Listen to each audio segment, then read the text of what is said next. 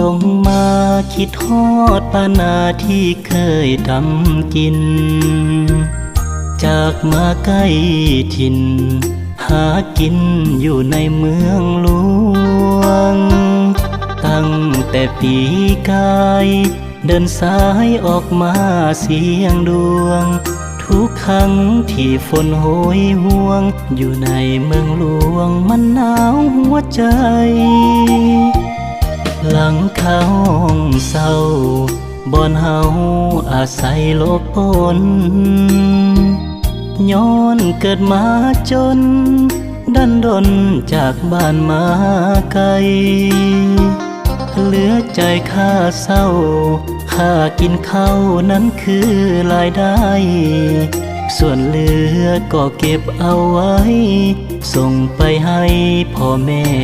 อยู่นานั่งเบิ่งสายข้า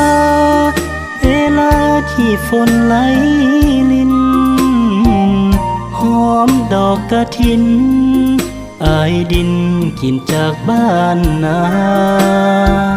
หลอดเข้าหัวใจผ่านแสงไฟห้องแถวสายคา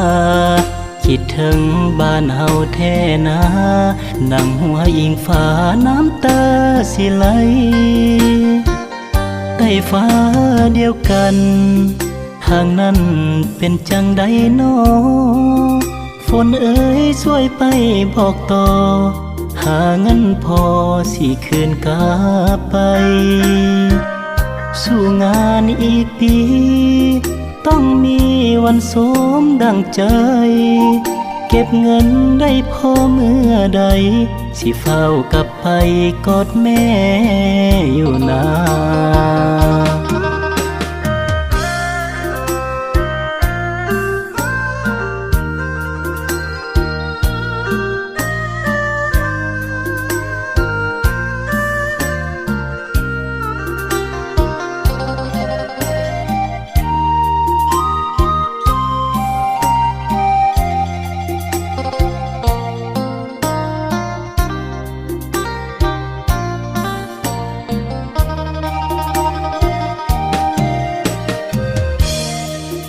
นั่งเบิ่ง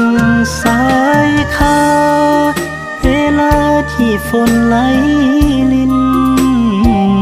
หอมดอกกฐินอายดินกินจากบ้านนาหลอดเข้าหัวใจผ่านแสงไฟห้องแถวสายคาคิดถึงบ้านเฮาแท้นานั่งหัวอิงฟ้าน้ำตาสิไหลใต้ฟ้าเดียวกันทางนั้นเป็นจังใดน้อฝนเอ๋ยช่วยไปบอกต่อหาเงินพอสิคืนกลับไปสู่งานอีกปีต้องมีวันสมดังใจเก็บเงินได้พอเมื่อใดสิเฝ้ากลับไปกอดแม่อยู่นา